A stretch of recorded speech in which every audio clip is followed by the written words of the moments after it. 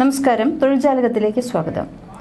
Gulf ജോലി ആഗ്രഹിക്കുന്നവരുടെ ശ്രദ്ധയ്ക്ക് വേണ്ടിയിട്ടുള്ളതാണ് ഈ വീഡിയോ.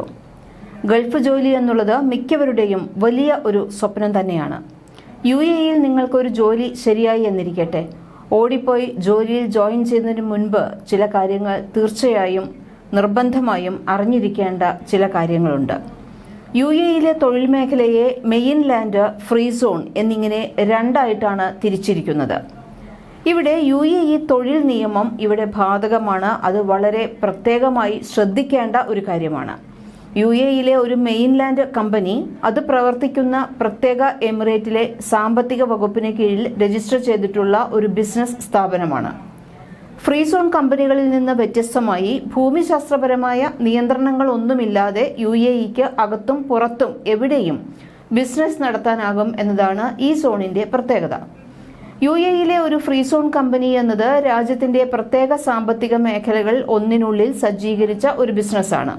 ഓരോ ഫ്രീ സോണും നിർദ്ദിഷ്ട വ്യവസായ മേഖലകളെ പരിപാലിക്കുകയും മെയിൻലാൻഡ് ബിസിനസ്സുകളെ നിയന്ത്രിക്കുന്നവരിൽ നിന്ന് വേറിട്ട് സ്വന്തം നിയമങ്ങളും നിയന്ത്രണങ്ങളുമുള്ള ഒരു ബിസിനസ് സൗഹൃദ അന്തരീക്ഷം വാഗ്ദാനം ചെയ്യുകയുമാണ് ചെയ്യുന്നത്. UAE അടിത്തറയിൽ നിന്ന് പ്രാദേശിക ആഗോള വിപണികൾ ലക്ഷ്യമിടുന്ന കമ്പനികൾക്ക് ഇത് വളരെ അനുയോജ്യമാണ്. മെയിൻലാൻഡിൽ മാനവ വിഭവശേഷി സ്വദേശീവൽക്കരണ മന്ത്രാലയത്തിന്റെ നിയന്ത്രണത്തിലാണ് സ്ഥാപനങ്ങൾ പ്രവർത്തിക്കുന്നത്. ഫ്രീ സോണുകളിൽ അതത് ഫ്രീ സോൺ അതോറിറ്റിയുടെ നിയന്ത്രണത്തിലാണ് സ്ഥാപനങ്ങൾ പ്രവർത്തിക്കുന്നത്. തൊഴിൽ നിയമവും കോടതിയുമെല്ലാം രണ്ടിനും ഒന്നു തന്നെയാണ്, പക്ഷേ പ്രവർത്തന രീതികളിൽ വ്യത്യാസമുണ്ട്. ഇതേസമയം Dubai international financial centre, Abu Dhabi global market എന്നീ ഫ്രീ സോണുകളിൽ പ്രത്യേക തൊഴിൽ നിയമവും കോടതിയുമാണ്. ഇതെല്ലാം വളരെ പ്രത്യേകം ശ്രദ്ധിക്കേണ്ടത് തന്നെയാണ്. ഇവിടെയെല്ലാം ഭാഷ ഇംഗ്ലീഷാണ്. മെയിൻലാൻഡിൽപ്പെട്ട മാനവ വിഭവശേഷി സ്വദേശീവൽക്കരണ മന്ത്രാലയത്തിന് കീഴിൽ വരുന്ന സ്ഥാപനങ്ങളിൽ ഓഫർ ലെറ്ററും തൊഴിൽ കരാറുമെല്ലാം മന്ത്രാലയത്തിന്റെ അനുമതി ലഭിച്ചാൽ മാത്രമേ നിയമപരമായി പ്രാബല്യത്തിൽ വരികയുള്ളൂ എന്നതുകൂടി മനസ്സിലാക്കണം. UAE തൊഴിൽ നിയമം അനുശാസിക്കുന്ന ശമ്പളവും ആനുകൂല്യങ്ങളും ഓഫർ ലെറ്ററിൽ ഇല്ല എങ്കിൽ മന്ത്രാലയത്തിന്റെ അനുമതി ലഭിക്കില്ല. തൊഴിലാളിക്കും തൊഴിലുടമയ്ക്കും ഒരുപോലെ സൗകര്യപ്രദമാകുന്ന വിധത്തിലാണ് UAE-യിൽ തൊഴിൽ നിയമങ്ങൾ നടപ്പിലാക്കിയിരിക്കുന്നത്. മുഴുവൻ സമയ ജോലിയാണെങ്കിലും പാർട്ട് ടൈം വിദൂര ജോലിയാണെങ്കിലും തൊഴിൽ കരാറുകൾ വളരെ നിർണായകമാണ്. ഓഫർ ലെറ്റർ സ്വീകരിച്ചു കഴിഞ്ഞാൽ തൊഴിലാളിയും തൊഴിലുടമയും തമ്മിൽ പരസ്പര ധാരണയോടെ തൊഴിൽ കരാർ ഒപ്പിടേണ്ടതുണ്ട്. ഒപ്പിട്ട് കഴിഞ്ഞാൽ പിന്നീട് കരാറിൽ എന്തെങ്കിലും മാറ്റങ്ങൾ വരുത്തണമെങ്കിൽ ജീവനക്കാരന്റെ സമ്മതം ആവശ്യമാണ്. മാത്രമല്ല, മന്ത്രാലയത്തിന്റെ നിയമപരമായ ചട്ടങ്ങൾ പാലിക്കുകയും വേണം. UAE-യിൽ ഒരു ജോലി ലഭിച്ചു കഴിഞ്ഞാൽ ജോലിയുടെ വിശദാംശങ്ങൾ വ്യക്തമാക്കുന്ന ഓഫർ ലെറ്ററിൽ ഒപ്പുവെക്കേണ്ടതുണ്ട്. വർക്ക് പെർമിറ്റും വിസയുമെല്ലാം ലഭിക്കുന്നത് പോലെ തന്നെ പ്രധാനമാണ് ഈ ഓഫർ ലെറ്ററും. ജോലിയിൽ തൊഴിലാളി നിർവഹിക്കേണ്ട ചുമതലകൾ എന്തൊക്കെയാണ് എന്നുള്ളതിന്റെ ചുരുക്കരൂപം ഇതിൽ വ്യക്തമായി പ്രതിപാദിച്ചിരിക്കണം. ജോലിയിൽ പ്രവേശിച്ച് മുന്നോട്ടു പോകുന്നതിന് മുൻപ് ഈ കരാറുകളിൽ തൊഴിലാളിയും തൊഴിലുടമയും ഒപ്പുവെക്കേണ്ടതുണ്ട്. ജോലി കിട്ടിയ സന്തോഷത്തിൽ തൊഴിൽ കരാറിൽ വായിച്ചു നോക്കാതെ ഒപ്പിടരുത് എന്നതാണ് ഇവിടെ ഏറ്റവും പ്രധാനമായി പറയാനുള്ള കാര്യം. കാരണം നിങ്ങൾ അവിടെ ചെയ്യേണ്ട ജോലി എന്തെല്ലാമാണ് എന്ന് വ്യക്തമായി പ്രതിപാദിച്ചിട്ടുള്ളതാണ് ഈ രേഖ. ഇത് വ്യക്തമായി മനസ്സിലാക്കി വേണം നിങ്ങൾ ജോലിയിലേക്ക് ജോയിൻ ചെയ്യുന്നതിന് വേണ്ടി. നിബന്ധനകളെല്ലാം തൊഴിലാളിക്ക് ബോധ്യപ്പെട്ടു എന്ന് തൊഴിലുടമയും ഉറപ്പാക്കേണ്ടതുണ്ട്. തൊഴിൽ കരാറിലെ ഏതെങ്കിലും ഭാഗങ്ങൾ തൊഴിലാളിയുടെ അറിവോടെ അല്ല എങ്കിൽ ഓഫർ ലെറ്റർ വായിച്ച് ബോധ്യപ്പെട്ടിട്ടില്ല എന്ന് തെളിഞ്ഞാൽ മാനവ വിഭവശേഷി സ്വദേശീവൽക്കരണ മന്ത്രാലയത്തിന് തെറ്റായ വിവരങ്ങൾ നൽകിയതിന് തൊഴിലുടമയ്ക്ക് 20,000 ദിർഹം വരെ പിഴ ചുമത്താമെന്നാണ് നിയമം. UAE-യിൽ ജോലി ചെയ്യുന്നവരാണെങ്കിൽ ഓഫർ ലെറ്ററിന്റെ ഒരു പകർപ്പ് മാനവ വിഭവശേഷി സ്വദേശീവൽക്കരണ മന്ത്രാലയത്തിന് സമർപ്പിക്കേണ്ടതുണ്ട്. ഇതിനെ അടിസ്ഥാനമാക്കിയാണ് വർക്ക് പെർമിറ്റ് നൽകുന്നത്. ജോലിയുടെ സമയം, ഉത്തരവാദിത്തങ്ങൾ, ജോലിക്കയറ്റം എന്നായിരിക്കും ജോലിക്കയറ്റം ലഭിക്കുന്നത്, എത്ര ദിവസമാണ്, എത്രയാണ് പ്രൊബേഷൻ, വിസ, മറ്റ് ആനുകൂല്യങ്ങൾ, ഇതെല്ലാം തന്നെ ഈ കരാറിൽ വ്യക്തമായി തന്നെ പ്രതിപാദിച്ചിട്ടുണ്ടായിരിക്കും. രാജ്യത്തിന് പുറത്തു വച്ചാണ് ജോലി ലഭിച്ചതെങ്കിൽ എൻട്രി പെർമിറ്റ് ഉപയോഗിച്ചായിരിക്കും UAE-യിലേക്ക് പ്രവേശിക്കുന്നത്. ഇവിടെ എത്തി 14 ദിവസത്തിനകം തൊഴിൽ വിസയിലേക്ക് മാറി തൊഴിൽ കരാറുകൾ മൊഹ്റയിലേക്ക് സമർപ്പിക്കേണ്ടതുണ്ട്. തൊഴിൽ കരാറുകൾ ഒപ്പുവെക്കും മുൻപ് ശമ്പളം, മറ്റ് ആനുകൂല്യങ്ങൾ, താമസം, ഗതാഗതം എന്നിവയ്ക്കെല്ലാം എന്തെങ്കിലും സൗകര്യങ്ങളുണ്ടോ, ഇവയെല്ലാം തന്നെ വ്യക്തമായി അതുമായി സംബന്ധിച്ചിട്ടുള്ള എല്ലാ വിവരങ്ങളും കൃത്യമാണ് എന്ന് വ്യക്തമായി ഉറപ്പാക്കേണ്ടതുണ്ട്. ശമ്പളം മാസവരുമാനം എന്ന രീതിയിലാണോ, കമ്മീഷൻ ആയിട്ടാണോ, അല്ലെങ്കിൽ മറ്റേതെങ്കിലും വ്യവസ്ഥകളുടെ ഭാഗമായിട്ടാണോ എന്നുള്ളതും ഉറപ്പാക്കേണ്ടതുണ്ട്. തൊഴിൽ കരാറിൽ പറഞ്ഞിട്ടുള്ള കാര്യങ്ങൾക്ക് അനുസൃതമായിട്ടല്ല കാര്യങ്ങൾ മുന്നോട്ടു പോകുന്നതെങ്കിൽ മന്ത്രാലയത്തെ സമീപിക്കാവുന്നതാണ്. UAE തൊഴിൽ നിയമത്തിന് അനുസൃതമായാണ് ജോലി സമയം എന്നുള്ളത് ഉറപ്പിക്കേണ്ടതുണ്ട്. സ്വകാര്യ മേഖലയിലെ സാധാരണ ജോലി സമയം പ്രതിദിനം 8 മണിക്കൂർ അല്ലെങ്കിൽ ആഴ്ചയിൽ 48 മണിക്കൂറാണ്. ജോലിയുടെ സ്വഭാവം അനുസരിച്ച് ഇതിൽ ഏറ്റക്കുറച്ചിലുകളെല്ലാം വന്നേക്കാം. തൊഴിൽ കരാറിൽ അംഗീകരിച്ച മണിക്കൂറുകൾ മാത്രമേ നിയമപ്രകാരം ജോലി ചെയ്യേണ്ടതായിട്ടുള്ളൂ.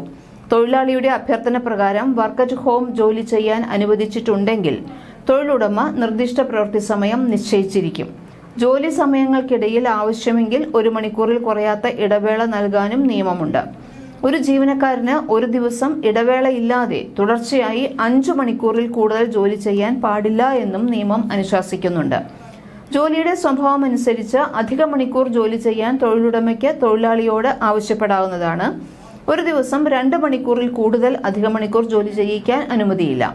ഒരു ജീവനക്കാരന് സാധാരണ സമയത്തിനപ്പുറം ജോലി ചെയ്യേണ്ടി വരികയാണെങ്കിൽ അധിക സമയത്തിനുള്ള ശമ്പളം മണിക്കൂറിലെ അടിസ്ഥാന ശമ്പളവും ആ തുകയുടെ 25%. ഇനി രാത്രി 10 മണിക്കും പുലർച്ചെ 4 മണിക്കും ഇടയിൽ ഓവർ ടൈം വർക്ക് ചെയ്യേണ്ടി വരികയാണെങ്കിൽ ഈ അധിക ശമ്പളം എന്ന് പറയുന്നത് ഒരു ദിവസത്തെ ശമ്പളത്തിന് പുറമെ 50% കൂടി നൽകേണ്ടതുണ്ട്. ഷിഫ്റ്റിൽ ജോലി ചെയ്യുന്ന ജീവനക്കാർക്ക് പക്ഷേ ഈ നിയമം ബാധകമല്ല. ഇപ്പൊ രാത്രി ഷിഫ്റ്റ് ആണ് എന്നുണ്ടെങ്കിൽ അവർക്ക് ആ ദിവസത്തെ ശമ്പളം മാത്രമേ ലഭിക്കുകയുള്ളൂ. ഓവർ ടൈം വർക്കിന്റെ കാര്യമാണ് ഇവിടെ പറഞ്ഞത്. ഇനി പൊതു അവധി ദിനങ്ങളിൽ അല്ലെങ്കിൽ വാരാന്ത്യ അവധി ദിനങ്ങളിൽ ജോലി ചെയ്യുകയാണെങ്കിൽ ഒരു ദിവസത്തെ ശമ്പളവും ഒപ്പം അടിസ്ഥാന ശമ്പളത്തിന്റെ 50% നൽകേണ്ടതുണ്ട്. ഒരു ദിവസത്തെ ശമ്പളത്തിന്റെ 50% കൂടി. ഇപ്പോൾ വെള്ളിയാഴ്ച UAE അവധി ദിവസമായ ദിവസം നിങ്ങൾക്ക് വർക്ക് ചെയ്യേണ്ടി വരികയാണെങ്കിൽ, അല്ലെങ്കിൽ എന്താണോ തൊഴിലുടമ നിങ്ങൾക്ക് അവധി പറഞ്ഞിട്ടുള്ളത് അന്ന് നിങ്ങൾക്ക് അധിക ജോലി ചെയ്യേണ്ടി വരികയാണെങ്കിൽ ഒരു ദിവസത്തെ ശമ്പളത്തിനൊപ്പം 50% കൂടി അധികം ലഭിക്കുന്നതാണ്. ഇതല്ലെങ്കിൽ മറ്റൊരു ദിവസം അവധി നൽകാൻ തൊഴിലുടമ ബാധ്യസ്ഥനാണ്.